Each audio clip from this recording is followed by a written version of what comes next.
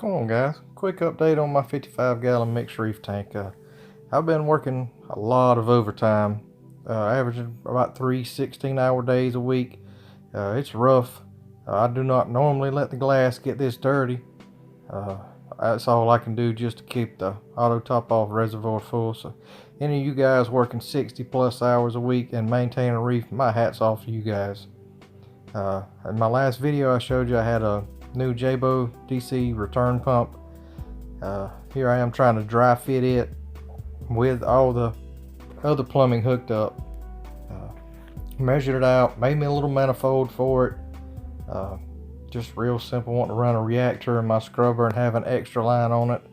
Most of you guys know how to glue PVC. A lot of people don't like using the primer, the purple stuff. It can make a mess, run, drip, look bad. It doesn't bother me. I try to keep it as clean as possible, but sometimes it's a mess. It's very time consuming. Anybody that's ever done this knows how many parts you have to take apart, glue together. Just real time consuming. This right here is just showing you how long it took, and you can see that it's starting to get dark on me. I've already made 2 trips to the hardware store. Most everybody says you're going to make 3 trips for every plumbing project, and most of the time they're right. Made my 2 trips, thought I had everything. What I didn't buy I already had plenty of here at the house, and it backfired. I was trying to do a water change, so I had extra salt water just in case. Didn't add up, had leaks everywhere. It didn't fit. My measurements were wrong. I had lost my patience. My wife, that helps me with everything, was getting ill with me because my patience had run out, and I ended up having to throw my heater in the tank from my water change bucket and my MaxiJet 400 that I mix water with into the sump to keep it running overnight. And I was not happy about this, but it did work out.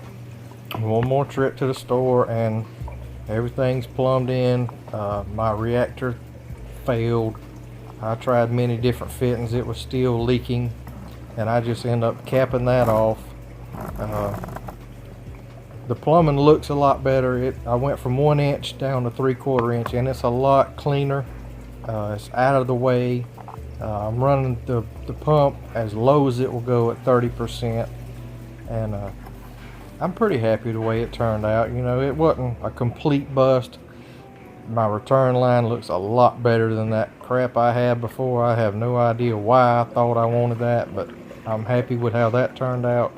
It does make a little noise, and my glass holes overflow. That you just can't run much on there, and it makes noise. So I did end up raising my light way up off the tank so I could work on it, and that seemed to be the magic ticket for me. I have gotten a lot better polyp extension.